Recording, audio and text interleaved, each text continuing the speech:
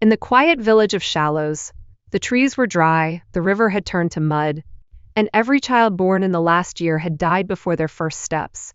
People said the land has been cursed.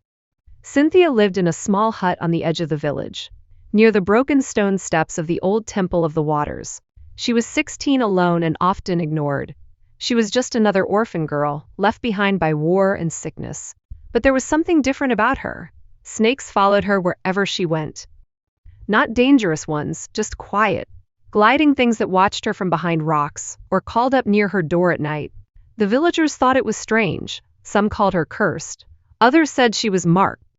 One morning, before the sun rose, Cynthia woke from a dream. In the dream, a voice, deep and ancient, had whispered her name from somewhere beneath the earth. She opened her eyes and saw a long, black snake resting at the edge of her mat. It didn't move, it only watched. She should have screamed, but she did not.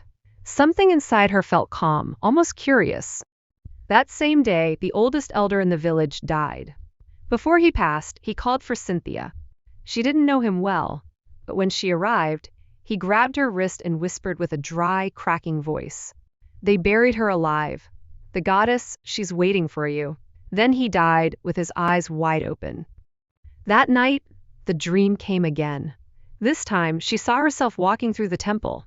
The stone walls were glowing, and water dripped upward from the floor.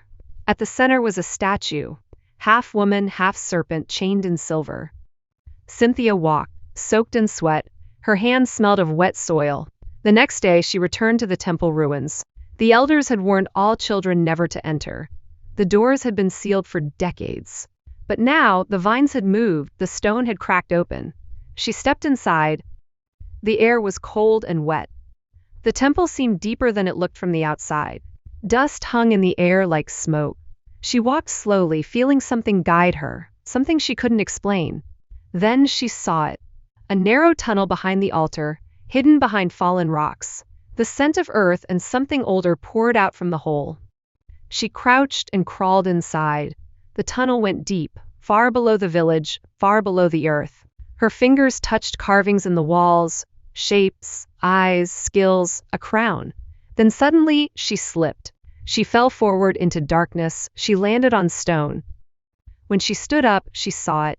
A massive statue stood in front of her, tall and terrifying. A woman with glowing golden eyes, long black hair like river vines, and a body wrapped in coiled silver scales. Chains bound her arms, but it wasn't a statue. Its eyes blinked. Cynthia took a step back. The voice from her dreams echoed in the chamber. Cold,